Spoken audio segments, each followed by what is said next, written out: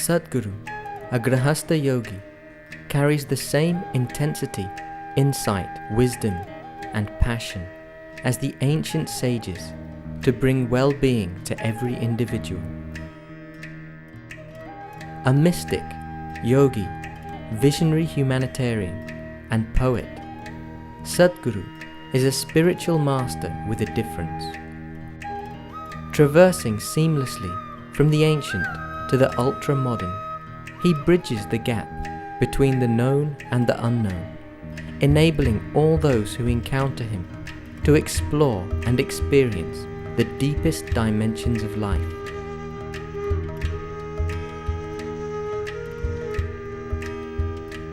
Making a clear break from mere customs and rituals, Sadhguru presents the inner dimension in a scientific manner as it is relevant to our times.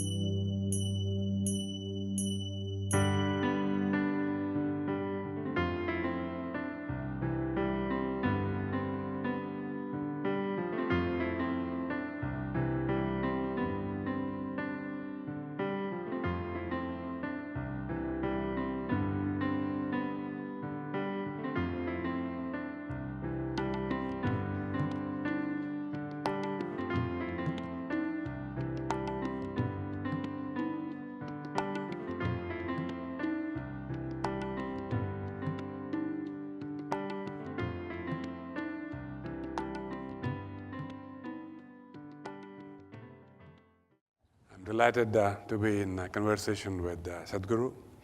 What we'll do today is explore over the next hour or so what I'd call moral dilemmas.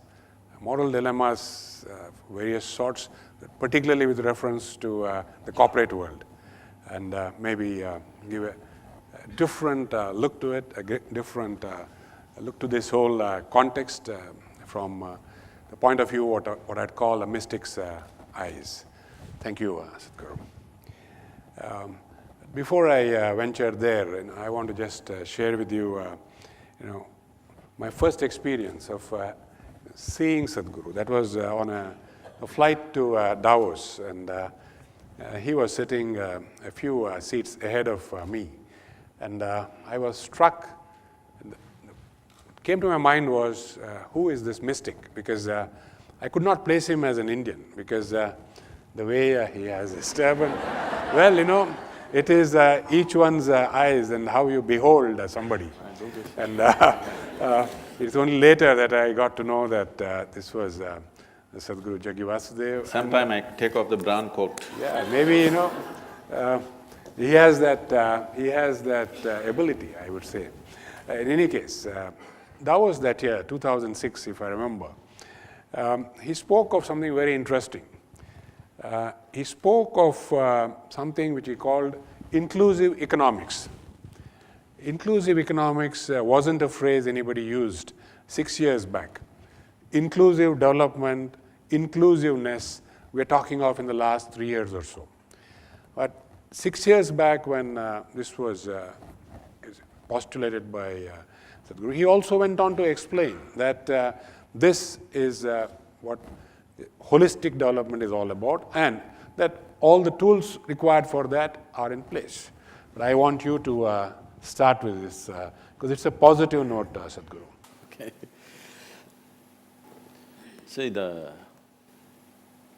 because we're talking about business, the purpose of business or the purpose or the goals of big business is to expand. You can expand in two different ways. One is by conquest, another is by embrace. I can conquer you or I can embrace you. Both ways you will become mine. If I embrace you, you will become mine willingly and I will have better use of you in every possible way. I'm talking business, this is not my personal thing. But if I conquer you, I will still have you, but I have to sit on top of your head and make you do things, and you will do everything possible to make my life miserable. Yes or no? True, absolutely. So, people are trying to conquer and their businesses and their activity is doing everything possible to make them miserable, and you can see it on their faces. Successful people are showing miserable faces, which is a wrong message to send to the world, particularly to the youth. If you send a message that success is misery, you're destroying humanity. Success is the sweetest thing that can happen to a human being. But now you take the most successful 10,000 people on the planet, you will see they are an epitome of tension and anxiety and misery. You're sending a completely wrong message. This you can see took such a bad turn in United States of America in the 60s. The so-called corporates brutally wanting to grow, conquer the world, set such an image of themselves. The youth thought it's better to sit in the street corner and smoke pot. And it's a better way to live, at least you're happy, you're not causing any damage to anybody. This is a horrible way to exist. So it's extremely important that successful people send a clear message, success is a beautiful thing. It is not a suffering, it is not a miserable thing to do in your life. If this has to happen, your expansion has to happen by embrace, not by conquest. So inclusion is what you're trying to do, but you're trying to include by conquest, because every business wants to expand. I think somewhere, because of the way today the financial markets and whatever is happening, lot of businesses have lost this sense that what they want is expansion. They're only looking at their quarterly balance sheets, which is not allowing them to expand, it's too short-term for expansion. Very big visionary businesses, I'm sure ICICI Bank has looked at it this way, otherwise it wouldn't be what it is today. People are looking at expansion. Those who are really looking for expansion, they're not looking at what is somebody's opinion every quarter. You don't care what somebody thinks about you. People think all kinds of things about me in the last 30 years, but in the last 4 years, just to take last 4 years as a segment, in the last 4 years we have expanded over 20 times over, we multiplied, not expand. This is because of a huge embrace, not because of conquest. When you have expanded by embrace, you don't become miserable with expansion, you become joyful and wonderful with expansion. Thank you. I want to maybe stay on Davos for one more maybe round before we move on. You have seen Davos from 2006 till after the crash of 2008. And just before we came here, we were having a short chat, and you said you addressed depression in the post-2008 period. And of course, you have seen the euphoria of the preceding years.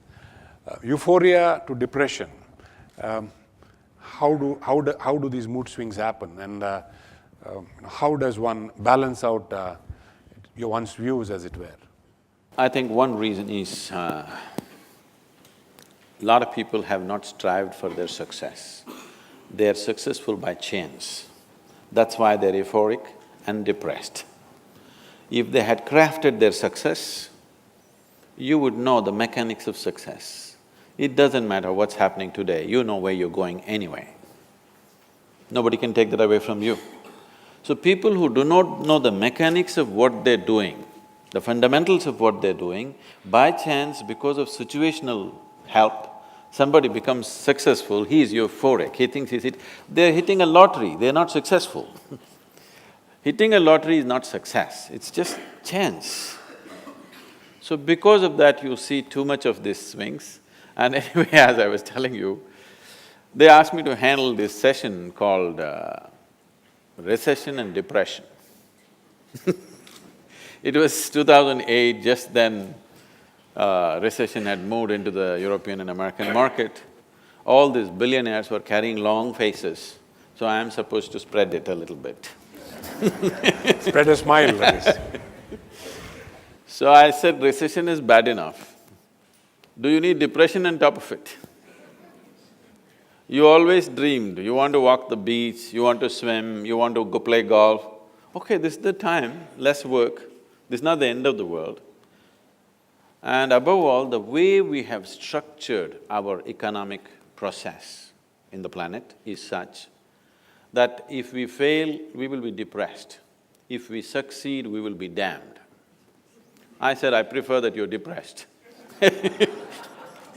Because our economy is all about more, not about all. I think the business leaders, people who have reached a certain level of success, should shift their attention from more to all. All would naturally be inclusiveness.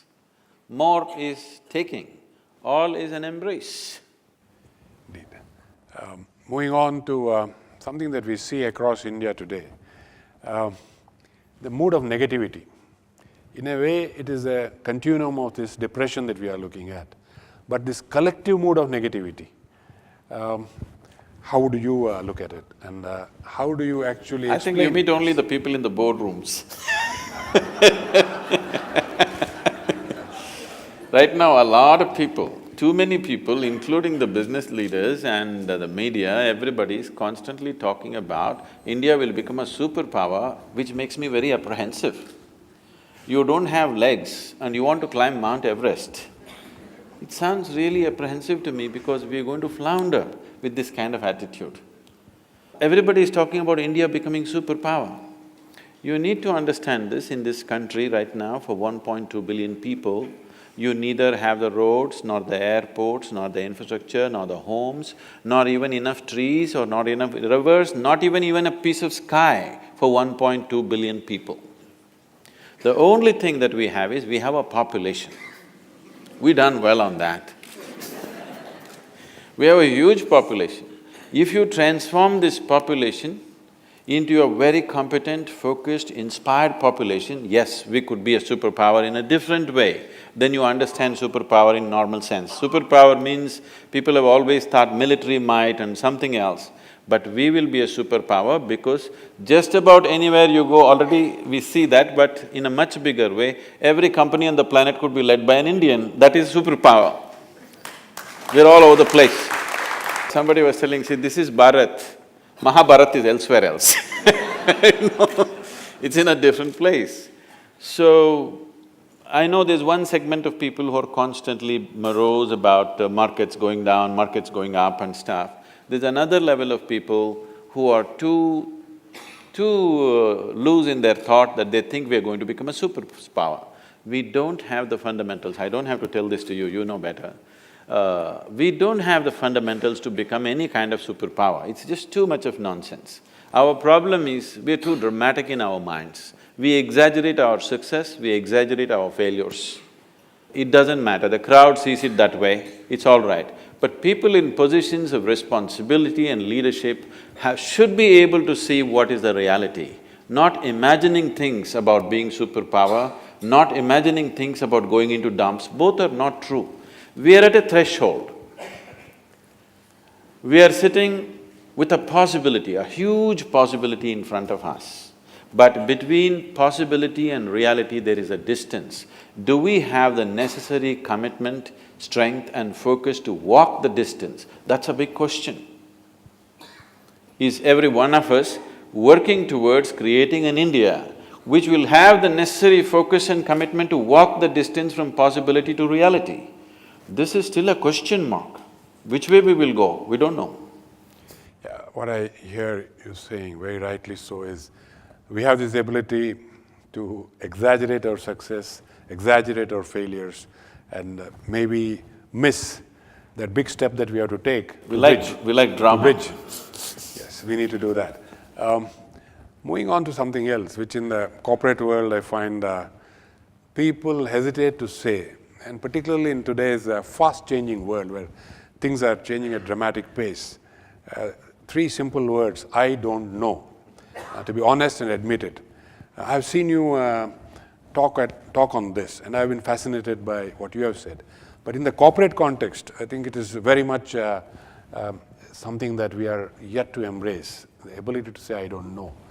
Your thoughts, Sadhguru? See, the reason, the only reason a human being will seek to know something is because he realizes that he does not know. If he does not realize that he does not know, there will be no longing to know, there will be no seeking to know, and definitely there will be no knowing. It's not possible. Whether it is spiritual seeking or any other kind of knowledge, you will seek only because you realize you do not know. If you think you know everything or you believe you know everything, you will be just too full of yourself, that's all. And that is a huge problem, that's a very big problem. Though we have a culturally cultivated humility that you see all over the place, everybody is like this only, but still too full of yourself. When you bend, nothing goes out of your head. It doesn't make any space, I'm saying. Because my head is open, that's why I'm bandaged, can you see? I think that this is something that we have to understand and acknowledge if we are to grow as a nation in a business context. One is the ability to say, I don't know. Maybe in today's context, recharge yourself every year in those areas which you don't know and then proceed. This brings me to another corporate question, a problem. Inability to have a clear mind. Perception clarity, as you have put it in your words, as applied to what we do. How exactly do we look at it, and what is it that you think will stand business in good stead? See, when you say you're a leader, why would 1,000 or 10,000 or 1,000,000 people think you're a leader? Because you are able to see something that others are not able to see. You have a little higher perch for some reason, for whatever reason, or you have a third eye or whatever. You have for some reason you are able to see something that everybody else is not able to see. That's the only reason why you will naturally become a leader, unless you are a Maharaja's son and we have to bear with you. If you have grown up to be a leader, that's the only reason. Because you're able to see something. If you are able to do something that others cannot do, you would be probably an engineer, you would be something else and something else, but you're able to see something that others are not able to see, that's why you become a leader. A certain vision, a certain insight into the nature of things. What people will see tomorrow, you are able to see it today. Not as a prediction, but you are able to see it and you are able to plan to get there before others get there. That's what makes you a leader. And now, if they don't have clarity of mind, today I see that wherever I go, particularly in the corporate areas, I wouldn't like to call it a corporate world because it's my endeavor to see that there's only one world, that people don't go on creating their own worlds. But in the corporate atmosphere, one thing that you see is people are tense and anxious because they think they are goal-driven. You want mangoes in your tree. If you sit there and do mango meditation, it's not going to come.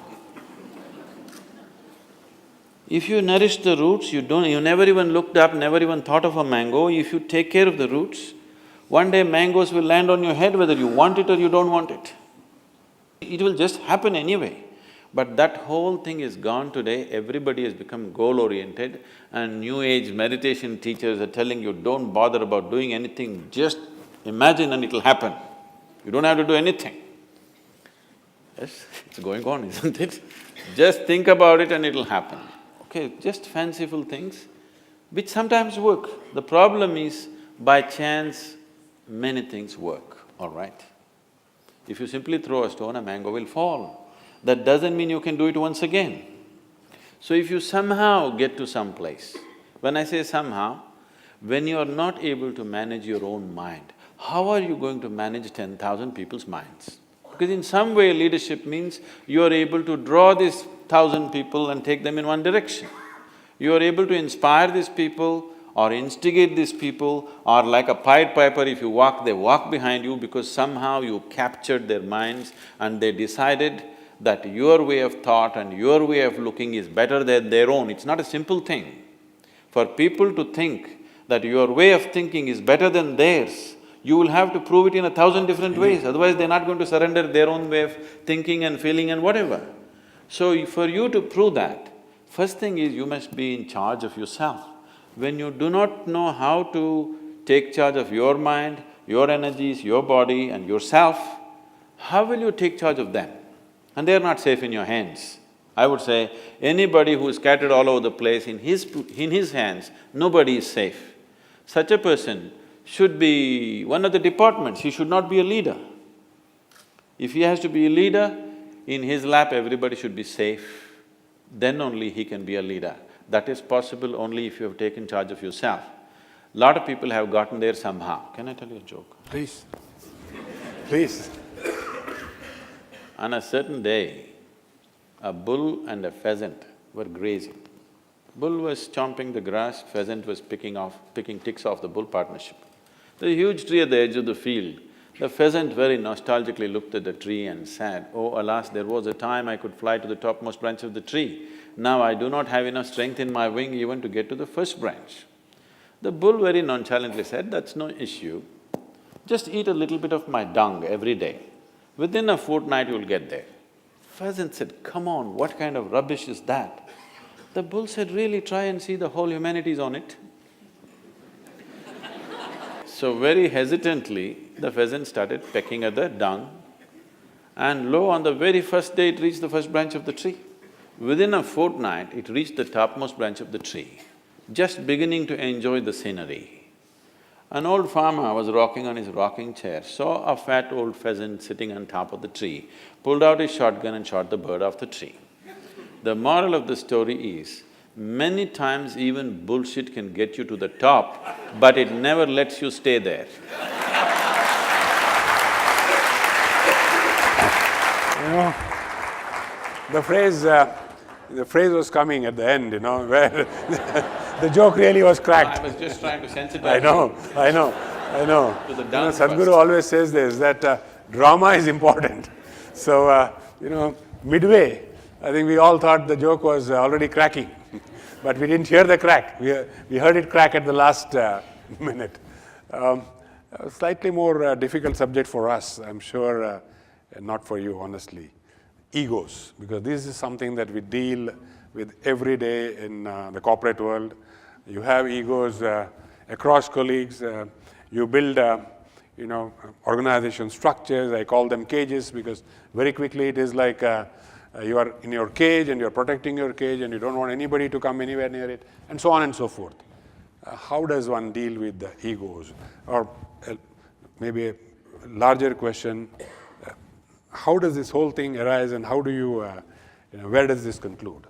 You want a business answer or a spiritual answer? No, I want a spiritual answer. Business answer we try in our own crude way, but I think we now have to try from your eyes, how is this handled? See, a lot of people have taken on this mode. Whenever they do something nasty, they would like to blame it on you, but you are not willing to take it. So they blame it on Mr. Ego. Where is this Mr. Ego? He only comes in when you're nasty. When you're beautiful, when you're joyful, when you're loving, when you're wonderful, Mr. Ego is absent. Only when you're nasty, you want to put it on somebody else because you haven't found anybody else, you have invented one Mr. Ego. There's no such thing. It is just that human beings are right now in a condition where sometimes they're pleasant, sometimes they're unpleasant, sometimes joyful, sometimes miserable, sometimes wonderful, sometimes horrific. This is what they are. Is there anybody here who is 24 hours good? Oscillating. This moment you're wonderful, next moment you're nasty, isn't it? So, because of this volatile inner nature, because it's not established, in the yoga we say, yoga saha kuru karmani, first establish in your yoga, then act. That's not been done. First is action. When you have first action, this is what happens. Because you're unsettled, you're going from pleasantness to unpleasantness just about any time with smallest instigation, you have invented Mr. Ego.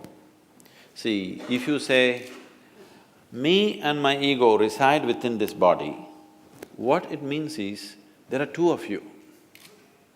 If there are two of you, that means you're either schizophrenic or you're possessed. You need either a psychiatrist or an exorcist. You're not sure what is your problem. So there are no two people.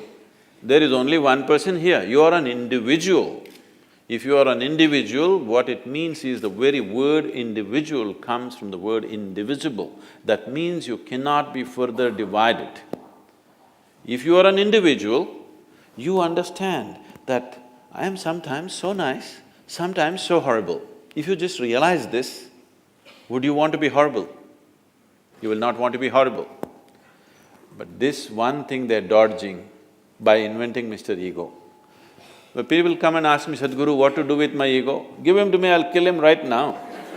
Where is he? No, he comes once in a way. Whenever you want to pass the buck to somebody, he's always there ready. Instead of that, some people don't go through all that. If they become little religious and if they think they're spiritual, what they will do is, they will give up their ego and they find God. All the nasty things that they do, they say it's God's will. They're taking instructions from Him, so you can't argue. People have waged wars, they've done horrible things to each other, the nastiest possible things they have done to each other because they were taking instructions from God. Others are taking instructions from a local guy, which is Mr. Ego. Sadhguru, I think in the corporate world, we have to do something painful a lot of times. Build businesses and then destruct businesses. And Jack Welch was probably one of the masters. He said that if you're not number one or two in any business line that we have, we are going to cut you out. I think he was a brave leader and built a great company. Not all leaders find it easy to nurture something. And in your phrase, you say nurture and butcher. We may not use that phrase, but it's exactly what we have to do, but we fail at it. I want your views on this. I think on some of my books, I think one of the quotes that they have put, I think they printed, I don't know if they're still using it, at one time they were using it. I said, a guru is a butcher. And a very difficult butcher because he has to lovingly nourish something and then when it's ripe, he has to slaughter it. So this is a thankless job because you nurture something, when it's ripe, you have to cut it open. So if corporate leaders are doing it, well, they're very close to me. But I think they're not doing it. They're getting very attached to what they nourish and they don't do it when they have to do it. That is because they have too much of themselves in what they do. See, the beauty of action, any action that we perform in the world, the beauty, the pleasure and the joy of action, a human being will know only when he has no need for activity. If I sit here like this with my eyes closed, I can sit here till I fall dead. I won't have any interest, it doesn't matter what drama is happening, I won't open my eyes if I have to, if I don't have to. But at the same time, right now I'm on 20 hours a day, 365 days I'm on, because something needs to be done. So are you performing action because it's needed to the situation in which you exist? Because the action is always about the situation, but right now that's not how it is with most people. The action is about them. They are trying to make themselves something with action. This is the wrong way to approach, you're putting the cart before the horse. See, your action is actually an expression of who you are. Instead of that, people are trying to perform action and become something. You first become something and then you act in the world, these problems will not exist. What is needed, you will simply do. You will neither call it nurturing or butchering or anything, you will simply do what is needed. Right now, so many unnecessary things human beings are doing on this planet because it's about them, it's not about the situation in which they exist. So very right. I think in the corporate context, it's probably the most difficult thing for most people to do. They probably develop some attachment which they cannot let go. And, They're like grandmothers. like grandmothers. They're like grandmothers. So They were ready to die, but once the grandchild comes, they don't want to die. it's wonderful. Wonderful. Again, in the corporate context, you learn, you devote, and you work. My interpretation of Gyan, Bhakti, Karma. Is that right, or we need to sequence it differently in a corporate context, or is there something else that we need to understand from these three words, because they hold a lot of importance in a whole lot of things that you have actually talked about, and I'm trying to seek how this could be used in a corporate context. So this is relevant for any context. Whether you're a corporate leader or a political leader or a spiritual leader or whatever, or you're just one little thing you have started, you're not a leader of anything, it doesn't matter who you are, for everybody it's relevant in the sense, you can only work with what you have. You cannot work with something that you do not have. You can work towards something that you do not have, but you cannot work with what you do not have. Am I clear? We can work towards something that we do not have, but we cannot work with what we do not have. We can only work with what we have. So right now when I say what we have, the only things that you have as a human being right now is your body, your mind, your emotion and your energies. These are only four things you have. Rest is all imagination. Imagination helps to sleep well tonight, you know. You're tensed up because of whatever is happening in the corporate world or in the share market or whatever else, then you say, this is all God's will. You can sleep well, it's a good tranquilizer. You know, when Marx said it is the opium of the masses, people took it as something negative. It is not a negative thing. Lot of people are able to sleep only because they believe in God, otherwise they wouldn't be able to sleep. This is a very inexpensive psychiatry, you understand, really. If you go to the modern psychiatrist, he can take only one client at a time and he needs furniture. This is an inexpensive psychiatry. Wherever you are, whichever part of the world, nobody is around you, you say, God is with me, you can sleep well tonight. So, without this, most minds would break. It will take an extremely clear mind to exist here without the help of an outer agency. All others need it. So I don't wish to destroy that support for anybody, but you must decide, are you looking for solace in your life or are you looking for a solution in your life? If you're looking at solutions, there is another way to approach. If you're looking for solace, just believing something always helps. So when you are a leader, I believe, it's eroding these days looking at many leaders, but when somebody says he's a leader, I believe he's a solution for millions of people who are not able to find a solution by themselves for whatever reasons. Yes? That's what a leader is supposed to be. But right now, in this country, you can become a leader if you create a problem. You don't have to find any solutions. Please don't take my advice, nobody should take my advice because you're Mumbaikars, I'm afraid of you. See, if you want to become a leader, by tomorrow morning you want to be a recognized leader, by midday, by the time the midday paper comes, by 12 o'clock tomorrow, you want to be a recognized leader in Mumbai, just, hire one segment, you don't need the whole hall, one segment of these people, maybe on 100 people, go, half of you block one main artery, sea-link. Why? It's easy to block. You block the sea-link and block one important rail route. By midday tomorrow, by the time midday comes out, you will be a leader in Mumbai. You build 10 sea-links, you will not be a leader in this country. You just block one or you break one instant.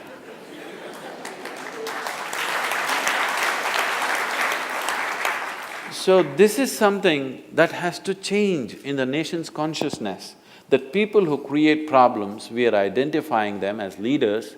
This is a hangover from the Satyagraha days of Mahatma Gandhi. But Mahatma Gandhi was putting spanner in the works for an occupation force. Every day he will call for non-cooperation, satyagraha, he will fast and putting spanner in the works essentially. Their industry, their business, if it flourishes too much, he will put spanner in the works so that there is an impetus for them to leave, so that it's not too lucrative for them to stay forever. That's understandable, it was fantastic technology, without killing people, without fighting a war, an effective way of doing it, and he did it successfully, that's great. But that hangover is not gone in us today. Even today, I see chief ministers who are fighting for their right to call for a bandh. Stopping the nation is one kind of technology, making it happen is another kind of technology. But there is going to be respite for us because this whole leadership business, if you look at it, say a few hundred years ago, the most dominant leadership on the planet was always religious leadership. Then slowly transited into the hands of military leadership. From there, in the last 150 years, gradually it moved into the hands of democratic leadership.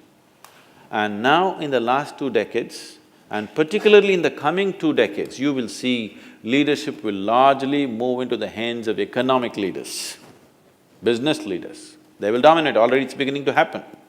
So we have moved from the shackles of religious dogma to the tyranny of military leadership to the confoundedness of democratic leadership. Now will the business leadership deliver? That's a question.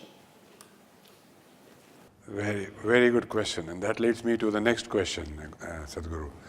That is, and I know you have very interesting views on it, so greed. Greed, I'm talking of in the corporate context, and we'll explore many hues as we go along of greed, but I'm sure we would all very curious to hear your views. See, once we have chosen, there was a time about 20 years ago, 25 years ago, when India was vouching that we are a socialist country. Socialism is a watered-down version of communism. When you don't have the courage to be a communist, you become a socialist.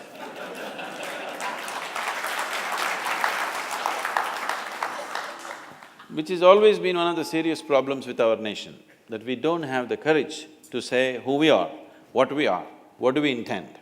We'll always beat about the bush,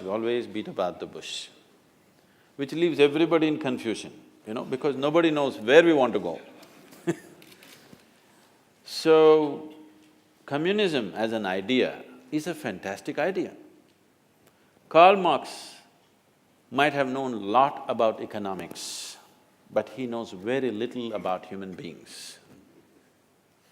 He predicted that the richest nations in the world will become communist.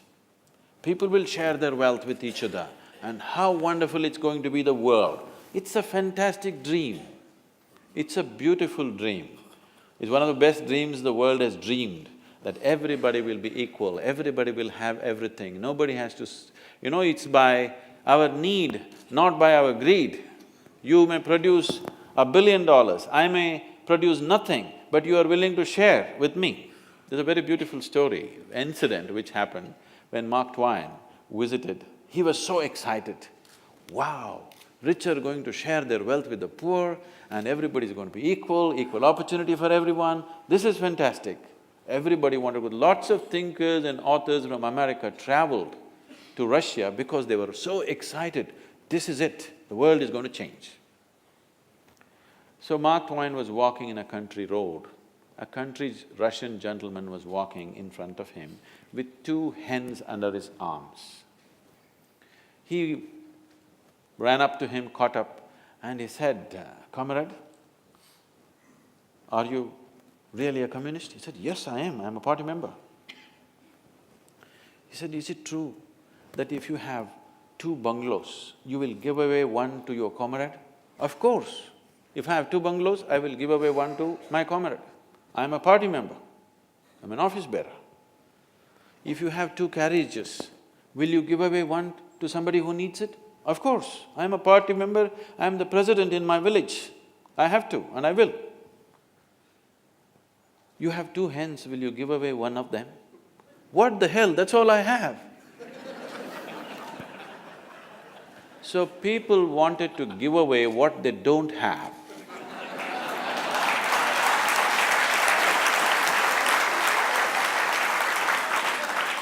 So when the poorest of the poor on the planet started talking about communism, communism became ugly.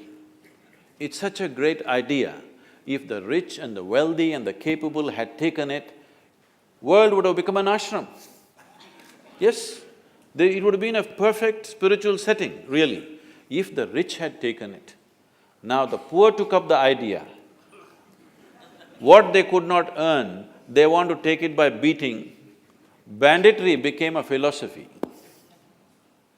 What should have been a fantastic process of sharing and giving and an embrace of humanity turned into an ugly idea. Most horrific things were done. During Joseph Stalin's time, they say over 27 million Russians died. This is 3 times the number that died in World War II. That many people, Russian people, died because the poor are trying to share something that they don't have. If the rich had shared, what a wonderful world it would have been. And the poorest of the poor talking about communism made it ugly. If the richest and the most capable on the planet had spoken about communism, it would have been the greatest idea. So we gave up that idea and now we chose capitalism. Somebody very prominent in the world declared capitalism is dead, you know. So, I was with him recently and he was talking, see, they printed like these headlines that I said capitalism is dead. Why it was called capitalism is because capital was only with certain people at that time. Now you have come ICICI Bank, I can also have capital. Indeed. Somebody else can also have capital. This was not the reality of the world 100 years ago. Only a few people on the planet were capable of capital. Nobody else had capital. So it became titled as capitalism. Now we are calling it market economy, driven by the market. Market means profit. No profit, you shouldn't talk about a marketplace. And when you have set up such a system, there is no room, in your vocabulary there's no room for the word greed. If you use the word greed, what it means is you're operating market economy with communism going around in your head. Only if you're a communist, you can talk about greed. If you're market economy, don't talk about greed, talk about better laws. If somebody is making $1 billion per day, let's tax him. 900 million you can tax him and that will be distributed anyway. But enough to give him incentive to go on, not to take away his spirit. So this is how capitalism is managed. Here you don't talk about this whole corporate social responsibility, I think it's funny. It is just an eyewash. Instead of that, the government, if the administration, if it has the necessary sense, you can bring the right kind of policies where businesses can grow unbridled, but it will naturally benefit the rest of the society. This can be done with simple laws, taxation and other kinds of laws. Business laws can do this. There is no need to talk about service, there is no need to talk about greed. Everybody can live with dignity because if you are the receiving end of the service, you lose your dignity. If you are at the giving end of the service, you go to heaven, both are wrong. What I hear Sadhguru saying is profit is a good motive and if you call it greed, that greed is good and greed is I good. think that is something that, profit is something that Now, companies like if you look at the maximize. definition of greed, what is greed? See, for somebody who is walking to his workplace or his home, somebody who rides a bicycle and refuses to take him on the bicycle is greedy man. Somebody who is riding a bicycle sees a man driving a Maruti car and he thinks he's greedy. Just single man driving a Maruti car, he could take me, his family and my family in the Maruti car because Indians are able to squeeze, you know. A man who's driving a Maruti car, when a Mercedes or a BMW whizzes past him, he says vulgarity of greed. A man who's driving BMW looks at a man who's driving a Bugatti and he thinks that is greed. So who is to set this definition for what is greed? I'm saying once you have chosen market economy, there is no room for that vocabulary in your life. You understand greed is the driving force. Now, it is for the laws to manage the greed so that your greed benefits everybody else. In African lore, there is a saying, when the lion feeds, everybody else gets fed. So if you're a lion, you have a big capability, when you feed, it is the laws which should make it in such a way, if you make profit, everybody should live well. Instead of talking about greed and service and corporate social responsibility, I don't know why they're deviating themselves into all this So stay focused on maximizing profitability. Yes. Tax appropriately and let everybody grow. For the corporate world, a slightly more difficult question, integrity, because that is something that is today seen as at a premium. Exploring this whole issue of integrity a little more, the corporate world you come across what term as shades of grey. Are these artificial, like the ego, or are they real? And what drives them, and how do you actually put them to rest? Because this is surfacing more and more, and the excuse is, well, it was grey, so I chose a particular path. See, in human life, whether it's personal life or corporate work life or social life, you cannot eliminate the grey. But the grey areas become very dominant in a society where the laws are not crystal clear. For the grey areas to be reduced, we must simplify the laws, we must make the laws in such a way that everybody can understand the law. Only then it can be implemented. You are in the highest level of banking. Do you really believe you understand all the laws that are there in banking in India? Let me ask, I know you don't. Because… He said it. Because nobody can understand this. It is such a confusing nonsense that you leave so much grey area. Now the only thing you can trade is grey. When half the street is grey, you will naturally go. So basically you're saying, yes, it is… you need to be clear in your mind, and then take the path which you think is appropriate. What I'm saying is, we are leaving the lawmaking. As I said, we are in the transition where economic leadership is going to become more important in the coming years. It is time that economic leaders, significant leaders like you, take this step that you have a role in the formation of economic things in the country. Right now, political leaders who have no clue about what it is are trying to do it. You look at the budget, it's a political statement, it has no economic consequence, it's a sad thing. A booming economy is being systematically dismantled, that's how I see it, that's my understanding, I don't know how you see it. A very booming economy is systematically being dismantled. It's not necessarily because they intend to do it, simply because you're ham-handed, you don't understand what it is about. Economic leaders must take part in making the economic laws. Now, the reason why this is not allowed is, business and corporate leaders are seen as vested interests. So one important thing that you mentioned about integrity is that the business leaders should be able to shed this tag of being a vested interest. This is a high time. As I said earlier, will the business leaders deliver? Whether they deliver or not simply depends on, are they able to shake off the vested interest tag?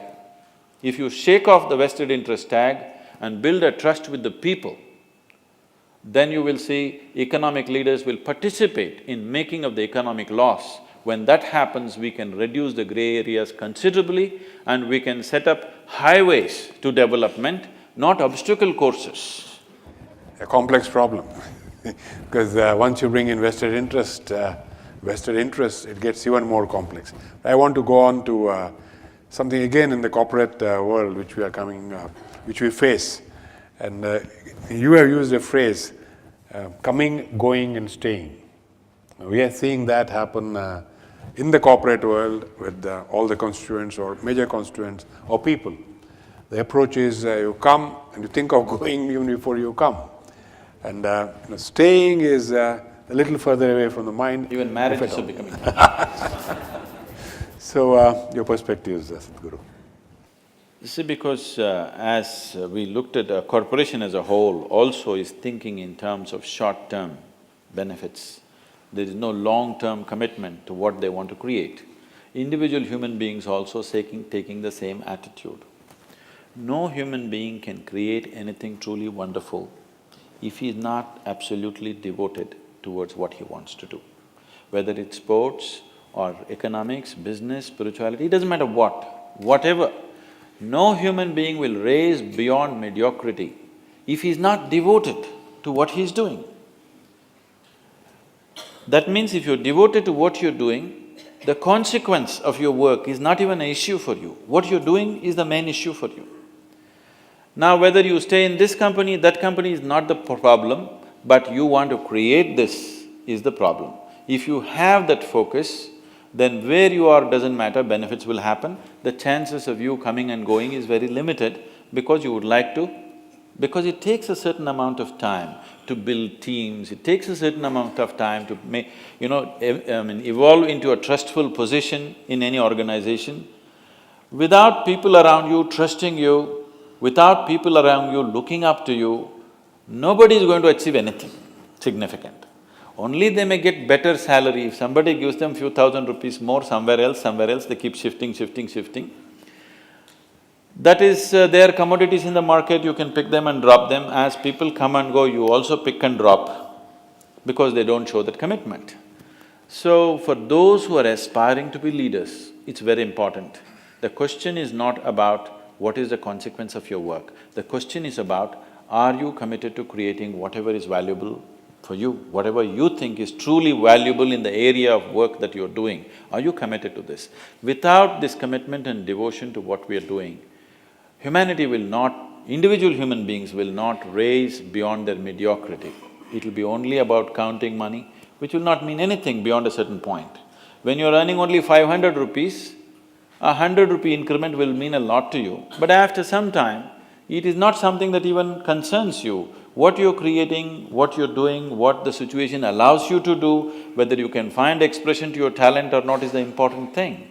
Instead of creating that space, if every 2 years you're shifting here and there, you lose out on that possibility of being a full-fledged human being. Instead of that, you will settle for being a commodity in the market. Very true. A lot of times in the business world, as in outside life, you try to say, I'm doing this for the greater good. People don't try to probably see where to draw the line. And for example, would you lie in the greater good sort of situation? I think most people already know it. I came on the television, somebody asked me, Sadhguru, would you lie? When would you lie or something like that? I said, whenever necessary. So they went on playing this thing on the television, Sadhguru says he will lie whenever it's necessary. So obviously one who says he will not lie is lying. Because the definition of what is a lie has to be established within you. Now, you are trying to create something for everybody's well-being. The thing is to make it happen. You are going by verbal realities. What is true and what is not true verbally is not the thing. In reality… so right now let me ask a simple question to all the audience. See, right now, there is one new kasab walking on the street. I was there also. He asked… because he wants to find a packed house for his work. He asked, are there people in the hall? Tell me, shall I lie or tell the truth? You tell me, accordingly I'll do. Should I lie to him or tell him the truth? I will lie to him without batting an eyelid. I will. If you don't like it, I can't help it, that's how I am. Yeah, and that's a very perceptible… Because the question is, are you ruled by morality or are you ruled by your consciousness of inclusiveness? That's a big question. Are you existing here as a piece of life, or are you existing here as psychological structures of morality? I'm here as a piece of life. My life reverberates with every other life, and I will do whatever I have to do for that, whatever. So there is a concept of greater good, as long as the good is something that you can clearly identify, evaluate, and then take a view on. I wouldn't say greater good or lesser good. Is your action inclusive or exclusive? That's all the question is. Inclusive means you're trying to take everything inward, exclusive means you're trying to push things out.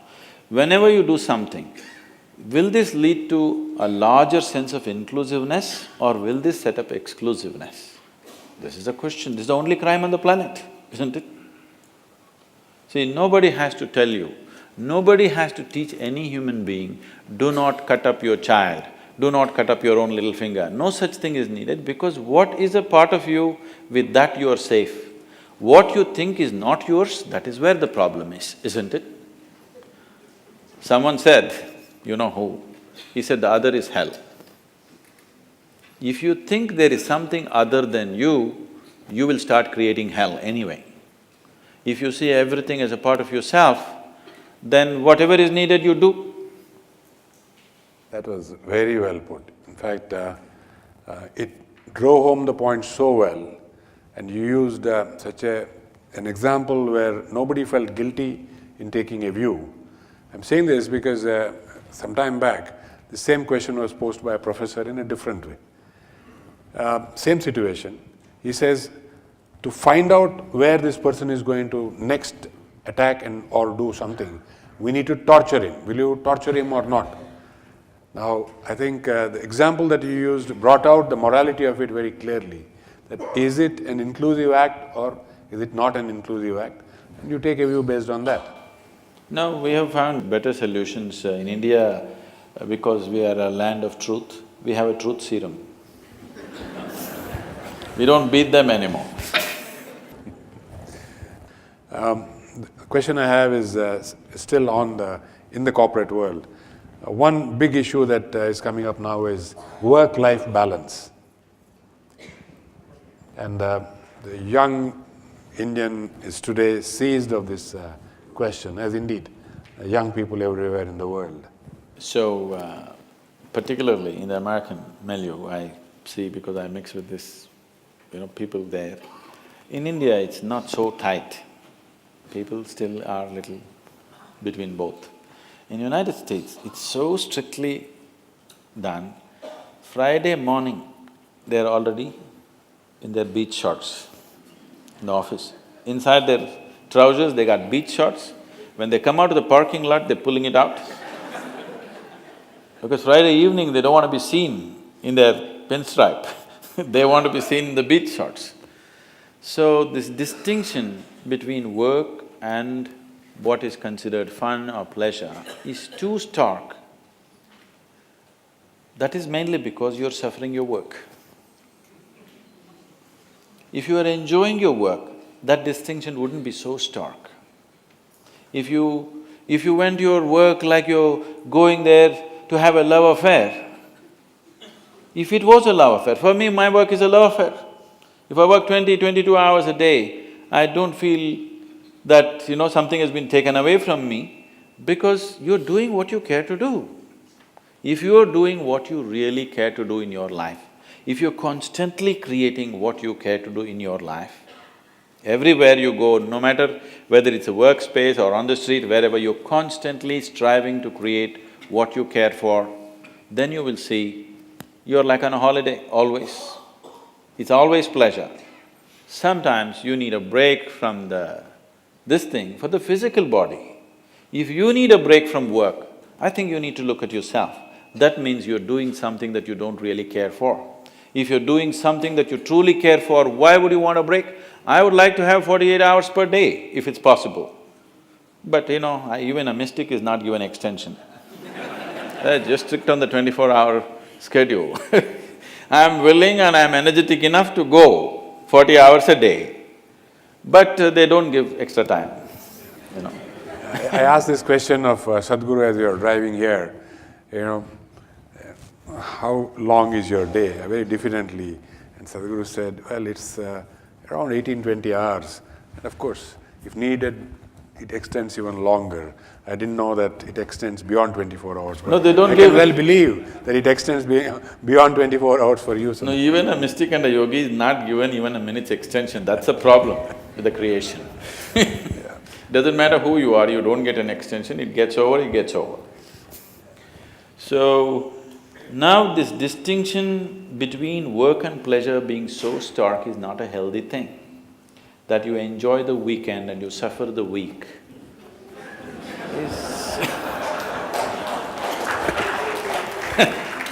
is not a good way to exist.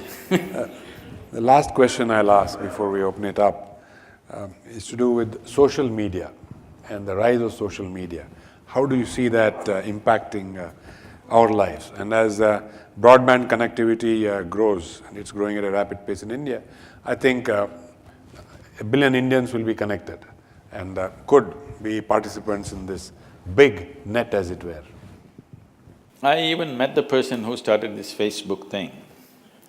And about 8 months ago, I was telling my daughter, show me this, what is this Facebook, I've never seen. She said, oh, this is not for you. I said, why is it not for me? Am I so ancient that I can't book up somebody's face? She said, that's not it.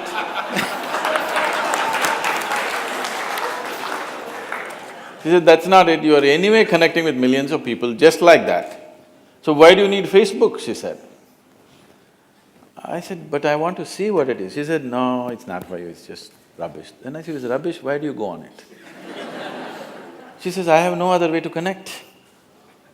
You just connecting with people like this, so you don't have to go on it. I have no other way to connect, so I go on it. And my time on the Facebook is she was telling me, from the age of 16, now she's 22, she said, it is reducing for me because I'm able to connect better as the days go by. And when I was 16, I couldn't connect with anybody, so I was always on the Facebook. Now I'm able to connect better, so I'm going off the Facebook gradually, but I'm keeping it like a little bit. So in some way, from her wisdom I'm understanding this, some way, if you're not able to get along with people who are sitting right next to you right now, you would like to connect with somebody far away. It's safe.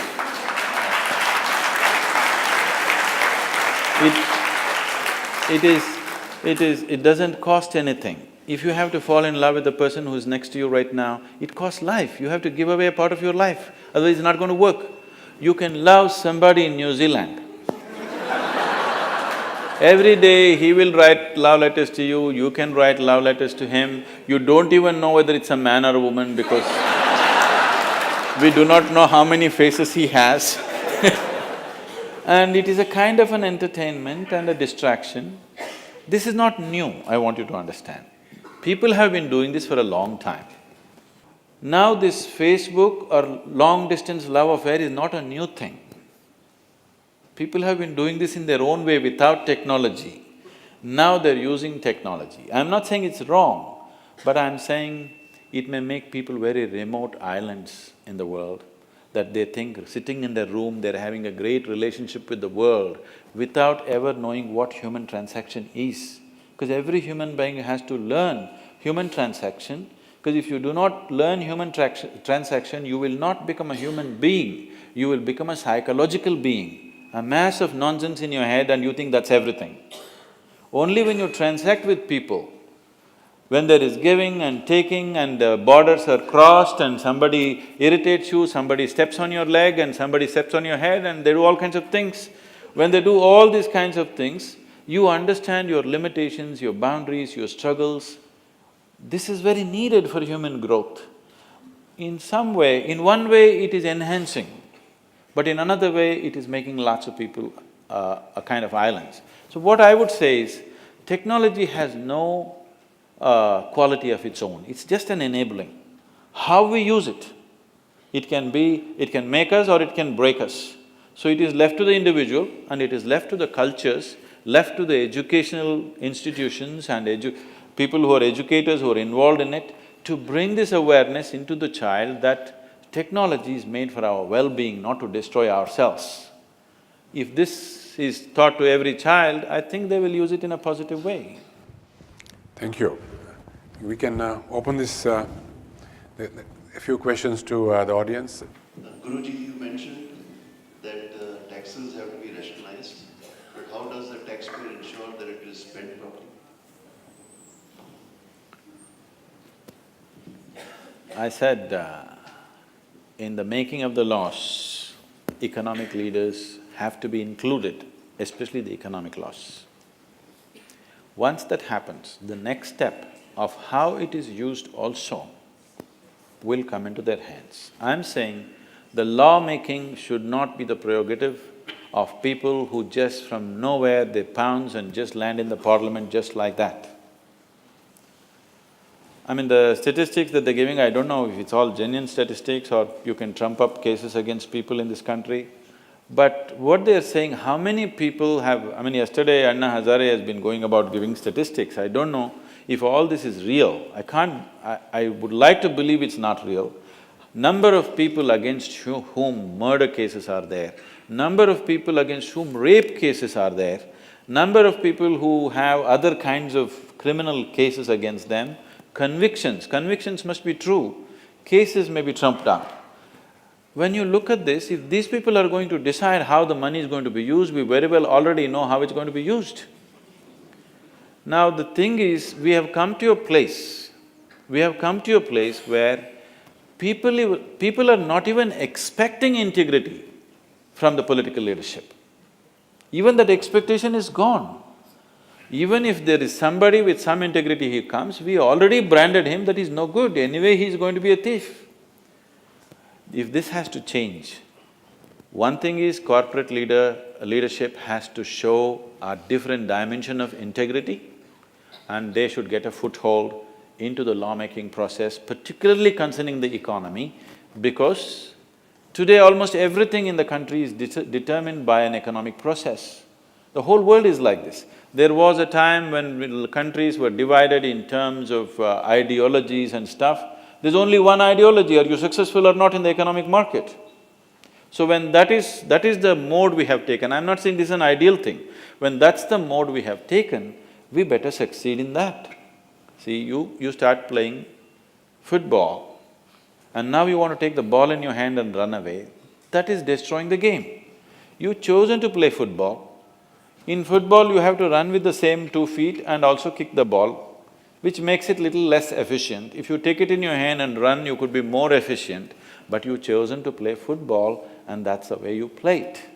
You can't change the game in the middle of the game. Suddenly you can't say, I will play some other game, okay?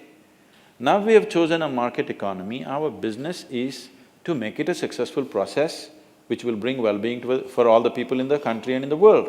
If this has to happen, people who are the real participants in the economic process, which is the economic leaders and the business leaders, they must have a role in making of the law and to some extent in the enforcement of the law. Otherwise, how? Thank you, Sadhguru, on that note. Wealth to well-being and all the challenges in between. And we explored a whole range of issues, most of them relating to the business world, the corporate world, a few of them to the real life beyond the corporate world, and I'm sure we are all the richer for it. Thank you very much.